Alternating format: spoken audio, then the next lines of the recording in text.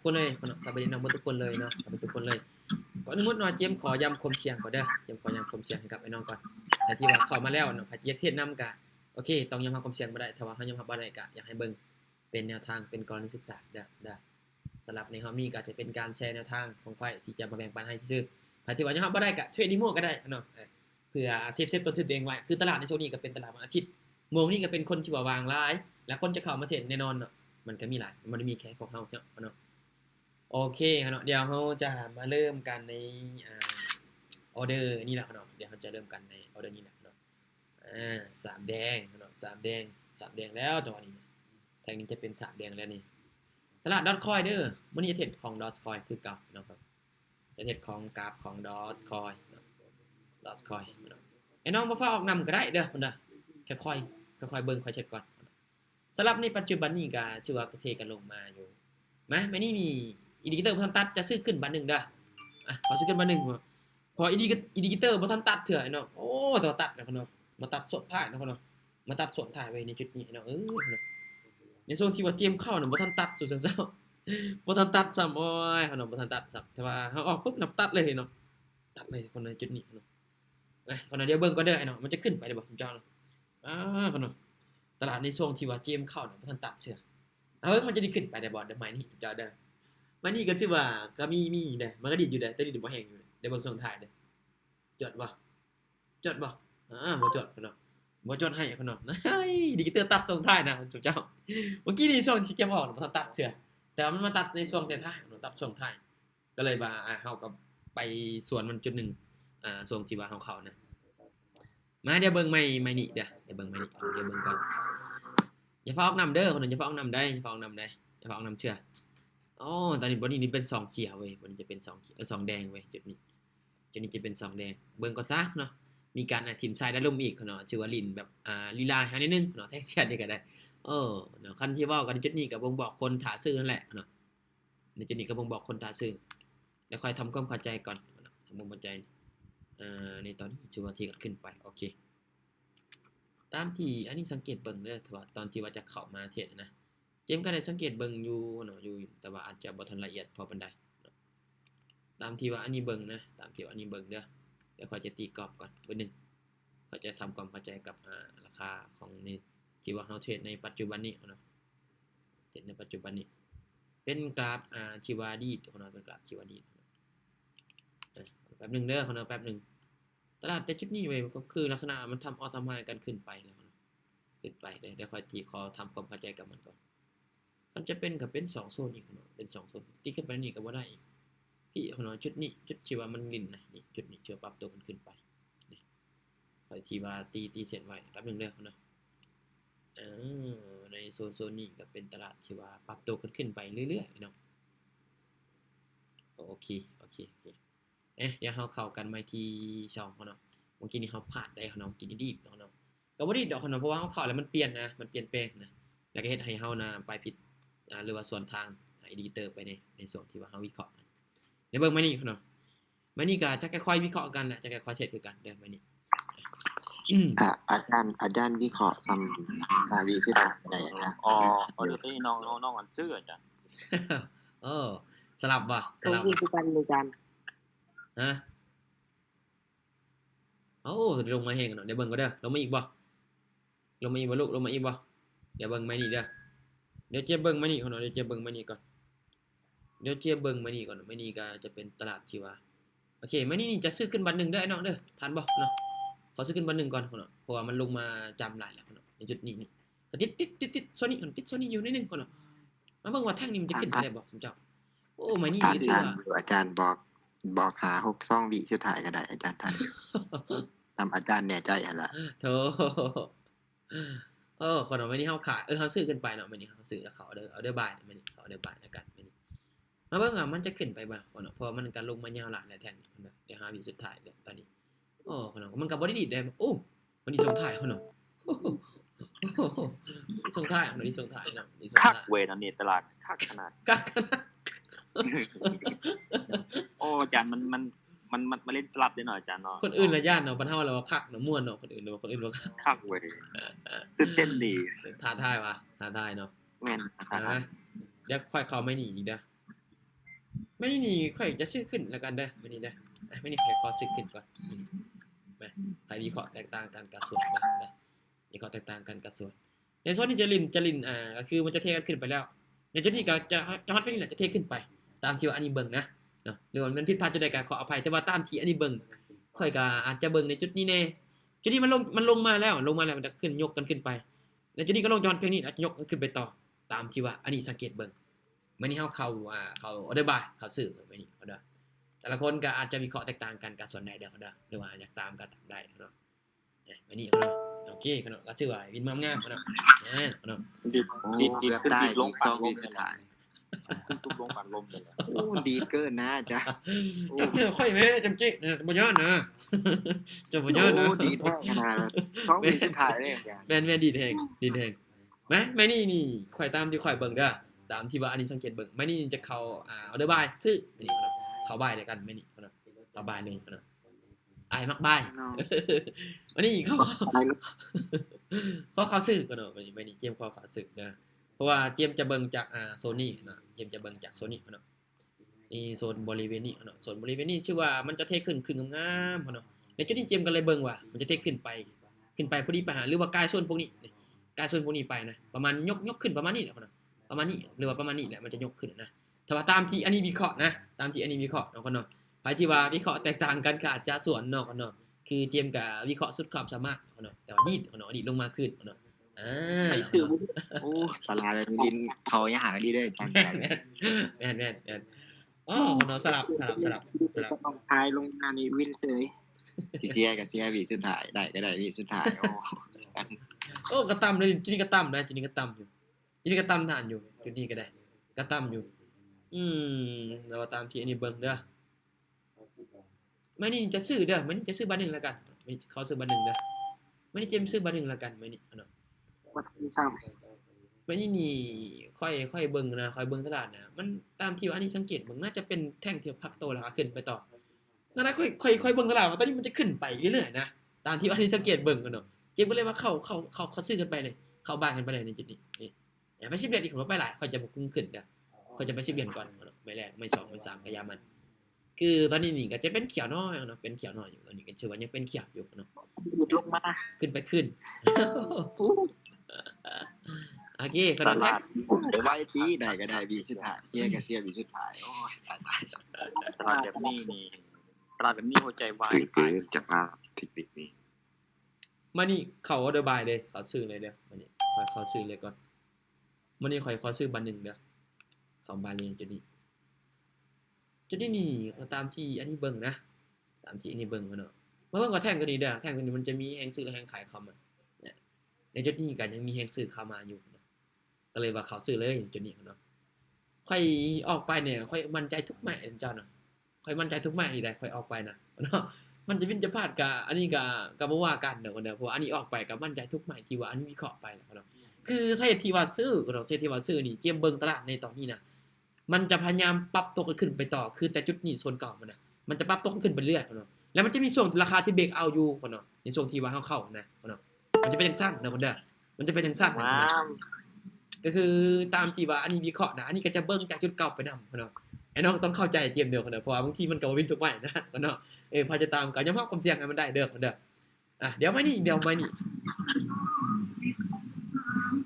จะเข้าบายเลยไม่นี่จะเข้าซื้อเลยเด้อไม่นี่เจมขอซื้อบาร์1เข้าบายเลยเจมขอซื้อขึ้นบาร์1เด้อไม่นี่ก็คือตามที่เบิ่งพฤติกรรมแทงเทียนเนาะแทงเทียนก็ถือว่าโอ้คือเจมเบิ่งกับพฤติกรรมแทงเทียนก็จะมีแฮงซื้อกับเขามาหลายคือข้อที่เว้าเบื้องต้นน่ะเจ้าเนาะขึ้นไปแบบนี้คันลงกันย่อเหมือนกันได้อาจารย์ แม่คือเจมในเว้านั้นจุดนี้น่ะมันยกโลยก5กันขึ้นไปเรื่อยๆนะคือเจมเบิ่งน่ะเจมก็เลยว่าเขาซื้อละกันก็คือตามที่ว่าอันนี้วิเคราะห์นะเจ้าอันนี้วิเคราะห์อันเบิ่งสุดความสามารถเจ้ามันจะวินจะพลาดก็ต้องเบิ่งนำกันเนาะบิดอาจารย์มันกินส่วนเลยอาจารย์ ยังว่า โอ้ยจ้าเลยหัวใจจะวายตายนี่ ยังว่า ส่วน ขึ้นประตูมาแล้วยังว่า ส้มเซย คักหลาย ส่วน ว่า พักส่วน มึงแป๊บนึงค่อยเบิ่งก่อนเด้อเจ้า อ้ายบ่อยากเสื่อมสายตาโอ้เจ้าโอ้ my god คนน่ะทุบได้จังไหน ไปที่เนี่ยเฮ็ดได้จังได๋วะ ผู้นั้นว่าอันโอ้ถ้าดิดลงมานี่ก็จะยอมเลยเนาะ ดิดลงมาอีหลีสุดเจ้า มันเฮ็ดได้จังได๋วะ เบิ่งเด้อเบิ่งข่อยเบิ่ง ยอมตลาดอย่างนี้นะ ขายคิดว่าสิเสียแล้วผู้บินเสิร์ฟทุกมา1วีโอขาดขนาด สะใจเลยเนาะเจ้าให้เบิ่งเด้อข่อยเบิ่งก่อนเด้อไอ้น้องเบิ่งก่อนเด้อโอ้ยคนน่ะโอ้ว่าจะแต้มนะผมจอนะว่าจะแต้มเด้อคนน่ะข่อยจะเบิ่งก่อนข่อยจะเบิ่งข่อยจะจื้อไว้แท่งนี่นะคนน่ะจะจื้อไว้แท่งคนนี้นะข่อยจะจื้อมันไว้ทุกคนเนาะแท่งนี้ แท่งนี้นะข่อยจะจื้อมันไว้คนเนาะแท่งแดงตัวนี้ โอ้ my god พี่ลึกพี่เรือเลยเนาะคนเนาะมันอยากเกินน่ะนะคนเนาะเบิ่งแป๊บนึงเด้อแป๊บนึงข่อยยังงงๆกับมันอยู่ นี่ได้แนวใดผมเจ้าทุบ เมื่อกี้นี่ห้องเพลงถ่ายได้อาจารย์เมื่อกี้นี่กินแน่นอนคิดว่า ทุบตวดหนึ่งกันเนาะโอ้คนเนาะเก่งระดับปรมาจารย์หนึ่งหัวเจ้าเนาะก็มีห้องเหมือนกันเนี่ยเว้ยเจอจังซี่เนาะเนาะแต่ก็บ่ตื่นดอกเนาะ คนขายน่าจะหัวใจวูบในบางทีเนี่ยอยากเป็นดุลาจริงคนขาย โอ้เนาะสาววิงเกอร์เนาะเนาะกันเนาะ ตอนนี้ยังมีกำไรอยู่8เหรียญบ่ทันขาดเทือนเชียวขนมบ่ย่านนะปะมันดีดเนาะไม่มีกันปะมันดีดนะขนมเดี๋ยวค่อยเบิ่งก่อนเดี๋ยวก็ดีดไปขนมขนมเพราะว่าตลาดในช่วงที่ว่าเข้าๆนะแล้วเป็นตลาดที่ว่าอาจจะว่ากับอาจารย์อยู่ในโอ้ขนาดตัวนี้ก็นึงดีดนึงวิขนมโอ้ดัดคอนี่ขนมเดี๋ยวเบิ่งก่อนเดี๋ยวค่อยเบิ่งพฤติกรรมมันก่อนพฤติกรรมมันตอนนี้นะแต่ถ้าผ่านไม่นี่ก็จะเปลี่ยนกราฟเดี๋ยวค่อยเข้าไม่นี่ก่อนไม่นี่เนาะไม่นี่เป็นแดงโอเคไม่นี่จะเข้าออเดอร์บายเนาะไม่ออเดอร์บายเด้อไม่นี่เข้าออเดอร์บายแล้วกันไม่นี่ค่อยเข้าซื้อมันเข้าซื้อเด้อทีนี้เข้าซื้อแล้วกันทีนี้เนาะตามซื้อขึ้นไปเนาะตามซื้อขึ้นไปในตอนนี้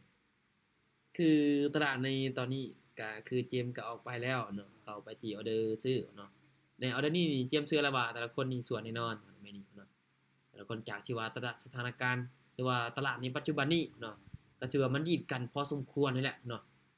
ตามที่ว่าเฮาสังเกตเบิ่งก็ถือว่าเห็นนำกันนี่แหละเนาะแม่นี่ก็ถือว่าขึ้นไปเนาะขึ้นไปแล้วก็เดี๋ยวเบิ่งเด้อประวัติศาสตร์จะทำหอยบ่จะรัดบ่จะรัดให้คนเนาะคนเนาะไปต่อคนเนาะไปต่อ มันทุบลงมาหมดน้อยเมื่อกี้โอ้ตกใจคิดว่าสิ หัวใจก็ว่าย เดี๋ยวเบิ่งมานี่เด้อมานี่เนาะมานี่อยู่บริเวณ2นี่2นี่จะเป็นโอเคมานี่เด้อตามที่อันนี้เบิ่งเด้อบ่ทันได้ไปใช้ได้บ่ทันไปใช้พวกนี้ได้มานี่จะขายแล้วกันเด้อมานี่ค่อยเข้าเซลล์เด้อมานี่เข้าออเดอร์เซลล์แล้วกันมานี่ขายมานึงมานี่เด้อคนน่ะมานี่เจมขายมานึงทางนี้ก็มาคอนเฟิร์มให้แล้วเนาะเห็นขายเข้ามาแล้วได้สมเจ้าในจุดนี้เนาะโอ้กันว่าแท่งจริงๆน่ะกันจะบอกกันเป็นแท่งที่ว่ามีแนวต้านนะเนาะบ่นี่คันว่าเฮาเบิ่งตามบ่เรียนน่ะแม่นบ่เนาะตามที่ว่าไอ้น้องศึกษามาน่ะเนาะแต่ว่าในจุดนี้เนี่ยเนาะโอ้เนาะถือว่าฐานมันอยู่ใกล้ๆกันนะเจ้าน่ะจะลงมาก็ดีจะขึ้นไปก็ดีนะเจ้ามาต่ำหมดทั้ง2ฝั่งเลยเจ้าแต่ว่าคันว่านี่ว่าความเปรียบเทียบในแห่งซื้อแห่งขายเนาะเปรียบเทียบในซื้อแห่งขายเด้อเบิ่งเด้อแท่งเด้อเบิ่งเด้อนั่นเนาะว่าแล้วเนาะ เอ้ยว่าแล้ว ซื้อ สมเชย ว่าแล้วขนมว่าแล้วแท่งนี้ว่าแล้ว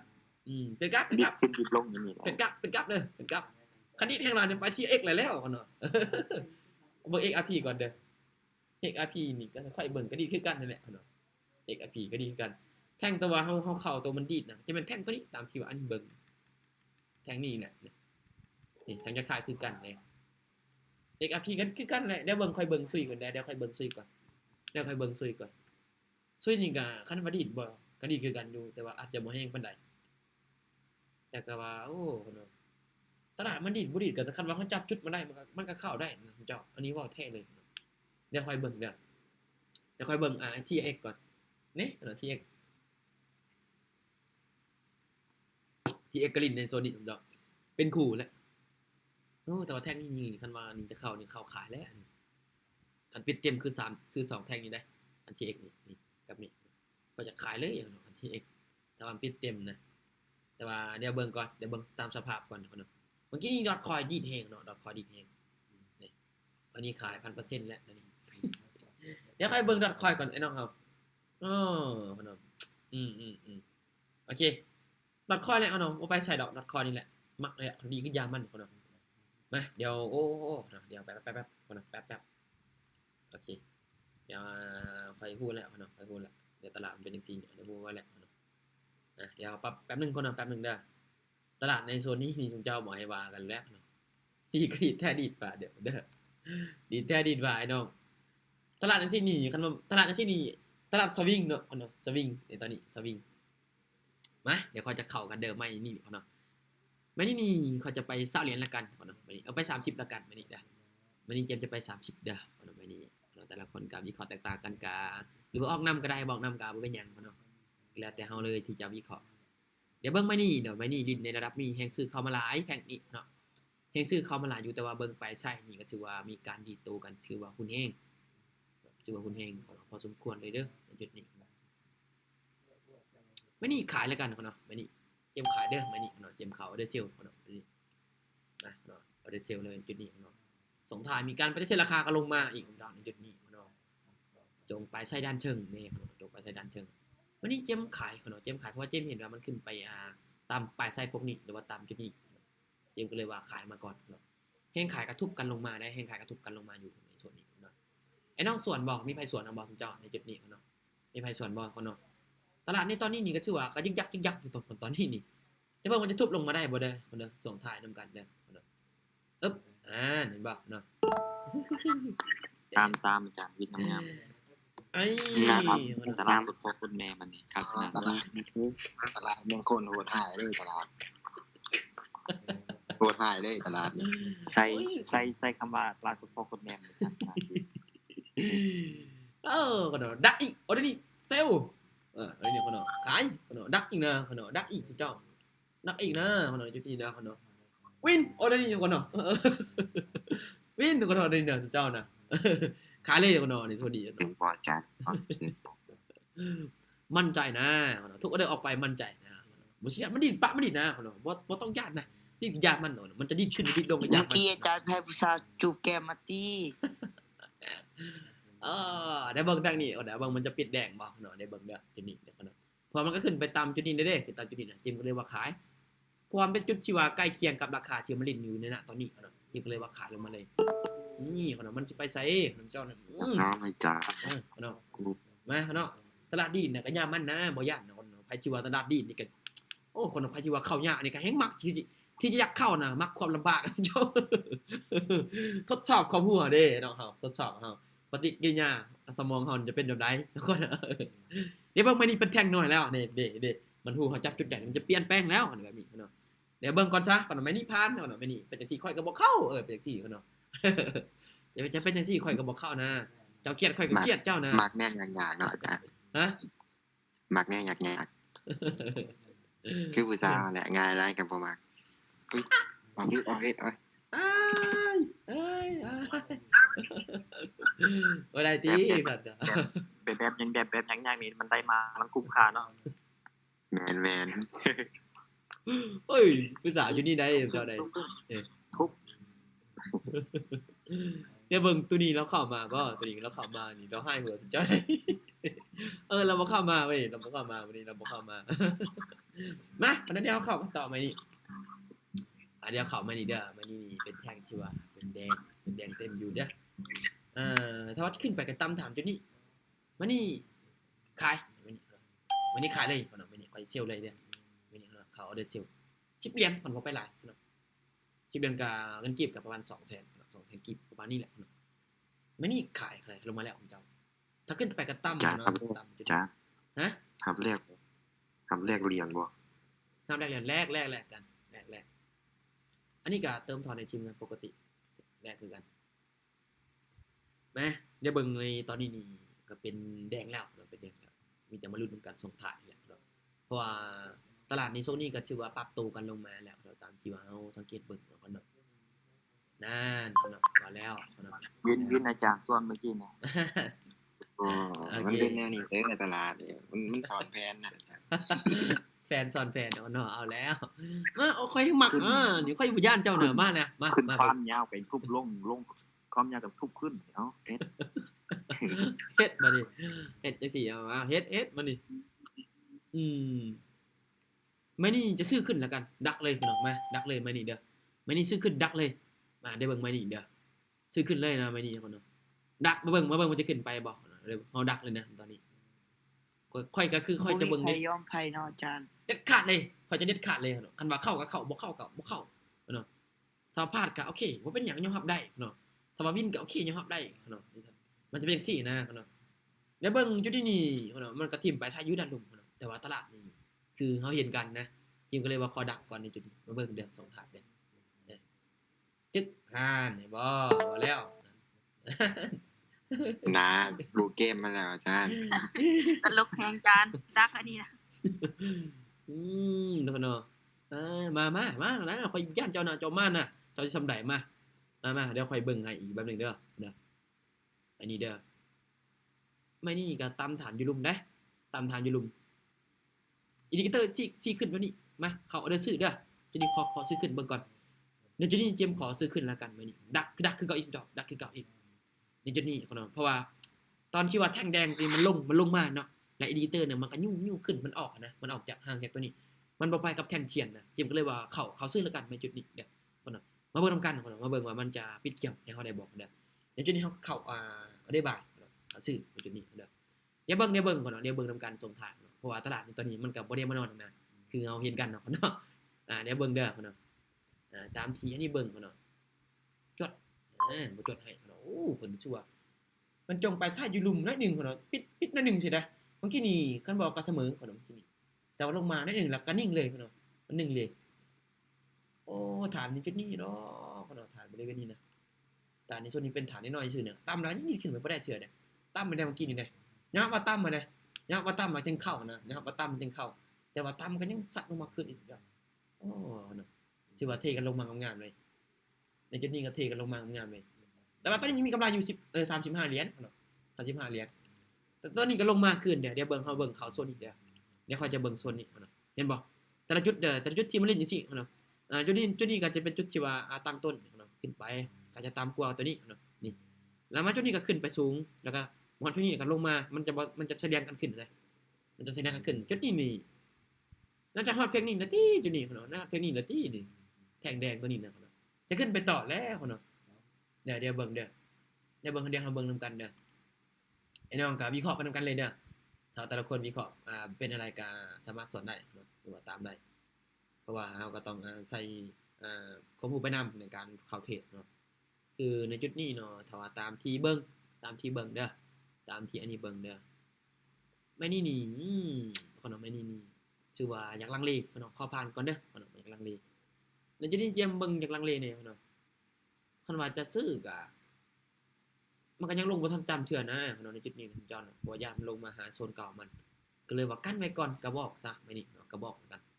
อันเนี้ยขนมก็นิ่งเลยส่งให้ถ่ายมันแหละขนมน่าจะเปลี่ยนแปลงเด้อในเบิ่งส่งให้ถ่ายน่ะมีการเปลี่ยนแปลงแน่ขนมขึ้นไปแล้วตอนนี้ขึ้นไปแล้วในใจน่ะอยากขายเมื่อกี้นี่อยากขายแต่ว่าค่อยบอกขนมค่อยบอกว่าบ่มั่นใจอยู่ที่ซะบ่มั่นใจจิมก็เลยว่าบ่เข้าซะไม่นี่ขนม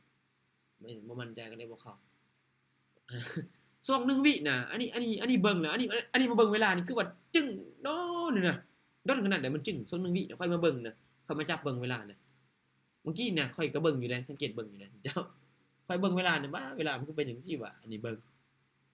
เดี๋ยวเบิ่งเด้อแท่งนี่เด้อแท่งจุดนี้ก็ขึ้นไปอีกเนาะมาเขาเนาะขาย3แดง3เขียว3แดงจุดนี้ขายแล้วกันเนาะจุดนี้เจมขายเด้อเพราะว่ากะเบิ่งกะมันเป็น3เขียวจุดนี้เป็น3เขียวนะก็เลยว่าแท่งนี้จะลงมาเป็นแดงเดี๋ยวเบิ่งก่อนเดี๋ยวเบิ่งเด้อในจุดนี้เพราะว่าอันนี้ก็เข้าตามบทเรียนเนี่ยเดี๋ยวมาเบิ่งว่าจุดนี้มันจะใช้ได้ผลแต่ตลาดนี้ในโซนเก่ามันปรับขึ้นได้มันปรับขึ้นแต่ว่าไม่ได้มีเจมขายเบิ่งก่อนเนาะในนี่เนาะ ไปเรื่องกิน มีไผซื้อบ่เนาะมีไผซื้อติมีคนซื้อตินี่ มีน้องซื้อ โอเคเดี๋ยวเบิ่งนำกัน2ท่านมีวินไปเนาะไผสิว่าซื้อเนาะไผสิซื้อก็วินไปเด้อเนาะเก่งหลายโอ้ปรับตัวขึ้นแล้วเนาะแต่เบิ่งเด้อเวลาเฮาเข้าเนี่ยมันจะเปลี่ยนแปลงอีกนะเดี๋ยวเบิ่งเด้อเวลาเฮาเข้าเด้อเดี๋ยวค่อยจะเข้าไม่นี่เด้อมื้อนี้จะไปชิปเรื่องอีกบ่ไปหลาย เพราะว่าจะตั้งใจจะเอากำไรมาเอากำไรจาก50 60เหรียญเนาะแต่ว่าตลาดนี่อาจจะบ่เป็นใจปานใดนะได้เบิ่งมานี่ก็โอ้ น้องซื้อขึ้น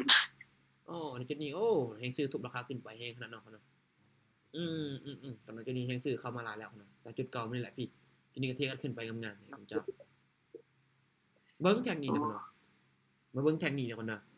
โอ้โอกาสพักโทมีบ่หรือว่าจะขึ้นไปต่อเดี๋ยวเบิ่งฐานตัวนี้มันจะทะลุขึ้นไปบ่ผมเจ้าในน่ะตอนนี้นี่ตลาดนี่ก็ถือว่าก็ยังดีดอยู่คนเนาะดีดอยู่ ดีดอยู่ผมเจ้าตลาดในตอนนี้ก็ดีดพอสมควรแล้วเนาะมีใครซื้อบ่ในเอาเดี๋ยวนี้วาดซื้อบ่กีตาร์ซื้อบ่จุด คนตลาดในตอนนี้ชื่อว่าดีดกันแฮงได้จอได้โอเค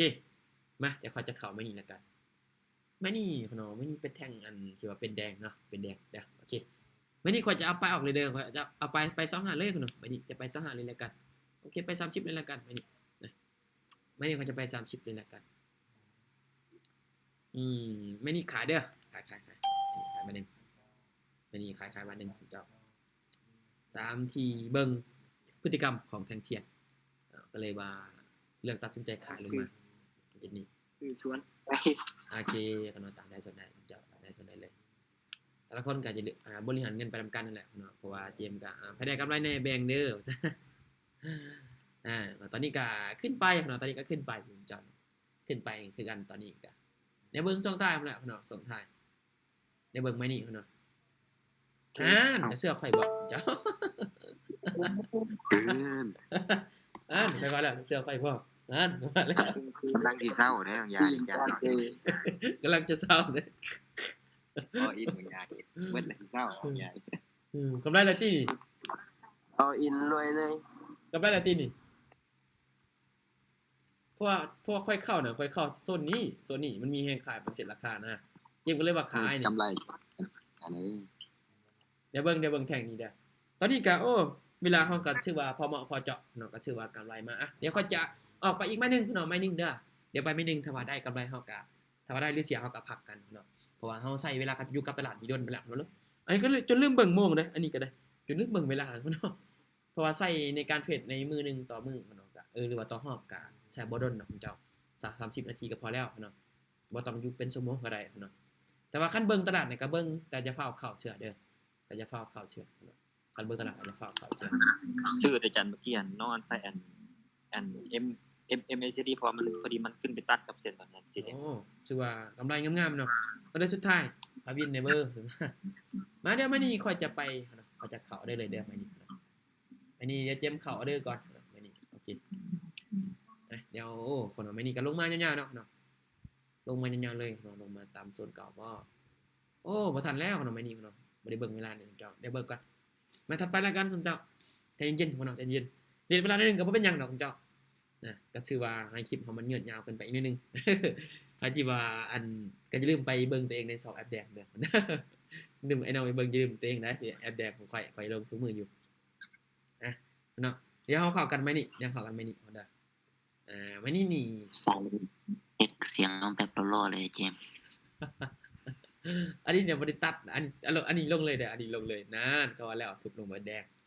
น้องเยอะเลย ขายมันเป็นอย่างขาย ขายด้วยงามไม่นี่นี่ซื้อไม่นี่ซื้อเลยไม่นี่นะซื้อเลยบ่คิดหยังหลายนะเนาะไม่นี่ซื้อเลยคนไปเข้าบาร์เลยนะเนาะไม่นี่เนาะไม่นี่เข้าบาร์เลยผมเจ้าไม่นี่เนาะไม่นี่เจมขอเข้าบาร์เลยเด้อไม่นี่เนาะเข้าบาร์ตั้งแต่25วิมาแล้วเนาะไม่นี่เนาะไม่นี่เจมเข้าบาร์ตั้งแต่25วิเลยเด้อเดี๋ยวค่อยจะอัดคลิปไปก่อนเนาะ คุณเจ้าไม่นี่ 100%บ้าน100%บ่ ฮะ ตามอยู่ ตามอ่ะ 100%บ่ ตามอ่ะเนาะเดี๋ยวไม่นี่เนาะไม่นี่เนาะเขาออเดอร์บายตั้งแต่25วิเลยสุดยอดเนาะแต่ละคนมาลุ้นกันไม่นี่เนาะไม่นี่เป็นไม้สุดท้ายที่ว่าเราจะปิดการเทรดเนาะไอ้นี่เนาะปัจจุบันนี่ก็มีการดีโตเนาะโอ้มาดีแทงเนาะ ขายอ๋ออินเลยไม่นี่ว่าซั่นว้าวเจ้าก็อินแท้บ่เนาะ ขายเมื่อกี้นี่ โอ้คนเราตลาดดีคนเราดีแองจอดี ขออีกไม้หนึงอาจารย์ไม้หนึง ไม่หนึ่งว่ะไม่หนึ่งอีกแล้วไม่ห ข นึ่ อง ไม้หนึงขอไม้หนึงนอนเลยอาจารย์ ไม่หนึ่งก็เลยว่ะมาเดี๋ยวไม่นี่ไปจะไป15แล้วกันไม่นี่ขายหน้าขนาดไม่นี่ขายอีกจอไม่นี่ค่อยขายอีกนะแต่ไม่นี่ค่อยขายอีกจอไม่นี่นะไม่นี่ขาย โอ้ อีกขนาด บ่ทันอาจารย์ลงบ่ทันโอ้ ไอ้ขนาดประธานผมเป็นยังนี่แล้วประธานเห็นบอกมันก็ดีขึ้นไปจะมาแห้งนี่จอ แต่ว่าน้องมันซื้อได้เพราะว่าตามอัน MACD พอมันตัดขึ้นไปเลยจ้ะ ซื้อไปเนาะกายบริหารเงินไปให้แหละเนาะคือเจียมกะเบิ่งจากตลาดนี่ก็คือกะดักไว้เลยเนาะตัวนี้เบิ่งส่งถ่ายเด้อถ้าทุบลงมานี่โอ้เนาะอันนี้ยักย่อมแล้วกันทุบลงมาเจ้านี่ วินจ้ะ วินว่ะ ใส่ตามอัน MACD เลยมันตัดขึ้นไปเลยพอดีตัดเมื่อกี้เลย ตามเลยเนาะเมื่อกี้นี่ค่อยไปอัน15เนาะเมื่อกี้นี่ไป15เด้อเมื่อกี้นี่ไป15 ออินเลย เฮ้ยบ่เดี๋ยวปะไว้เนาะเดี๋ยวปะไว้ไม่นี่จะไปจาก55แล้วกันไม่นี่ไป70เลยก็ได้ไป70เลยไม่นี่ไป75เนาะไม่นี่ไป75เดี๋ยวเบิ่งก่อนไม่นี่น่าจะบ่ทันไม่นี่น่าจะบ่ทันจ้ะถ้าว่าวินไม่นี่หรือว่าเสียไม่นี่ก็พักแล้วเนาะเพราะว่าเฮาอยู่กับตลาดโดนเกินไปแล้วคุณจอนเนาะว่าเนาะตลาดนี่ก็ยิ่งดีเนาะยิ่งดีนี่แหละคือเฮาเฮ็ดกันเนาะ โอ้จานหาเฮ็ดแล้วติดลบเมื่อกี้ไม่เมื่อกี้ หวานเจี๊ยบ ส่วนรถทับเข้าบ่ได้นี่ก็ส่วนเลยคุณเจ้าส่วนเลยบ่ต้องตามเขาตึกใหม่ก็ได้ มาออินเลย อาจารย์ลอยขนาดเขาแต่25วิเลย วินอีกอาจารย์ตาม MACD อีกเล ตาม ย ชื่อแล้วกินนี่ แม่น นะงามๆเนาะเดี๋ยวเบิ่งไม้นี่เด้อเดี๋ยวค่อยเบิ่งไม้นี่จะเข้าไม้นี่แล้วกันไม้นี่เนาะไม้นี่ทีนี้ไม้นี่ติดในโซนที่ว่ามีแห่งโอ้ขอยไปแท มัน ง นี่ นี่ เดี๋ยวโออินเลยเดี๋ยวตามนะโออินเลย อย่าหาอ้อนะอย่าเอาเด้อคุณเจ้าไม้นี่เด้อไม้นี่จะซื้อขึ้นแล้วกันเด้อเนาะไม้นี่ขอซื้อขึ้นเนาะในที่นี่เนาะขอซื้อขึ้นแล้วกันขนมไม้นี่เนาะเพราะว่าก็คือเห็นกันกับปรับโต๊ะขึ้นไปขนมงามๆนะปรับโต๊ะขึ้นไปนะเจมก็เลยว่าขอตามมันไปเลยตัวนี้ตามตลาดไปเลยเจ้าเพราะว่าตลาดในโซนนี้มันก็ขึ้นไปอีหลีเด้ก็ปรับโต๊ะขึ้นไปเจ้ามีแต่มันจะปรับเปลี่ยนในช่วงท้ายคือคนเนาะมันจะปรับเปลี่ยนช่วงท้ายสิก็คือบ่ฮู้ว่ากลุ่มคนใดนะที่ว่าเข้ามาขายเทขายตอนนั้น มันจะมีกลุ่มคนส่วนในแหละเนาะแต่ว่าไม่นี่เฮาขายเฮาซื้อขึ้นไปเนาะไม่นี่มาเบิ่งว่ามันจะขึ้นไปบ่หรือมันจะปิดแดงสินั่นเนาะ สวย โออิน โออินกว่า ฮะ ได้เงินไป โอ เที่ย อิน แล้ว แก่ได้เดี๋ยวอาจารย์ เอาอินมานี่ ไม่เห็น อุ้ยเอาอิน จานบินเกาหลี เข้าใจโต๊ะคือรุ่นพวกเขาเลยเนี่ย จะมากับเจ็ดจิเจ้าบ่ย่านนะ อาจารย์เข้าใจตุ๊กอยู่ว่าเขาเลย ตุบตับกำไรพูดเกือบ100กำไร สวิงแม่งหัวใจอยู่ส้นต่อยแบบ เสียแล้วคิดในใจเสียแล้ว ขึ้นไปเดียวผมจะหนออุ้ยขนมงามๆจอเนี่ยมันขึ้นงามมันขึ้นงาม ขึ้นติดเขียว7 8 ติดลบ7จานติดลบ7มื้ออีมาแกะ ดีแล้วเนาะหมดแล้วไปกันนอนก็เด้อมื้ออื่นเจอกันกันมั้ย กำไร25เลยนะอาจารย์โออินเลย จานเปิดกล้องก่อนกันจานเปิดกล้องก่อนกัน ป้าขนมขึ้นงามจอหนอว่าโชอยู่นี่ขึ้นงามแฮงไอ้น้องขน เสีย ม แล้วใจเสียแล้วอย่านี่ ใจเสียแล้วถอดใจแล้วเนาะ ถอดใจแล้วอาจารย์กี่นี่ กำไรอะไรตีกำไรตีตอน โอ้ นี้ กำไรอาจารย์10เหรียญ ดี กำไรว่าอย่าโออินไปเมื่อกี้ ดีแล้วพักผ่อนได้จอดยาเทียต่อเด้เห็นว่าตลาดมันดีจริงๆนะพักผ่อนเด้อ ถาม มันเด้ นี่ อ อาจารย์อย่างสิเทศอาจารย์คนอื่นบ่เสียใจ โอเค อา เนาะ จารย์มัดความเสี่ยงอยู่นะอาจารย์ บางกองเสียงเหมือนกันเนาะเนาะ เดี๋ยวได้กดติดตามแอปแดงอาจารย์ โอเคอย่าลืมเด้ออย่าลืมมื้ออื่นเนี่ยอย่าลืมก็จะลงคลิปทุกมื้อ แซ่ลงกลุ่มเด้ออาจารย์สิไปกดแซ่ โอ้นี่ก็แชร์ทุกมื้อเลยบ่ฮู้ว่าเขาเจ้าแชร์บ่แต่ว่าอันนี้แชร์ทุกมื้ออยู่แชร์ลงกลุ่ม มีอาจารย์ ดีตับเนาะเนาะมันจะได้บาดฮะมิดหมอยซอยหายแท้ หวานเสียวแห้งบ่หวานเสียวแห้งบ่ ลุ้นแทนเบิ่งอยู่ ที่แบบ โอ้สิเด้อเนาะฟันดีเด้อฟันดีเด้อปากหวานสุดหล่อ โอเคขอเนาะเข้าใจทุกคนเด้อขอเนาะที่ว่าเขารอบนี้ครับนี่ค่อยกประมาณนี้แหละที่ว่าเกือบหลับ เกือบนอนบ่หลับว่าซั่น อาจารย์กำมาได้โออี ฮะ รับติดกำมาได้ แม่น เกมรับติดกำมาได้ โอเคขอเนาะเดี๋ยวเฮาพอกันเด้อขอเนาะเดี๋ยวบ๊ายบายเดี๋ยวพอกันอีกขอเนาะขอเนาะ thank you ที่ว่าเข้าร่วมโอเคขอเนาะขอบใจเด้อขอเนาะขอบใจหลายๆเดี๋ยวพอกัน ไป เดี๋ยวพ ร้า อน กัน เกี่ยวกับคนนั้นไป โอเคเดี๋ยวพอกันอีกเทื่อนึง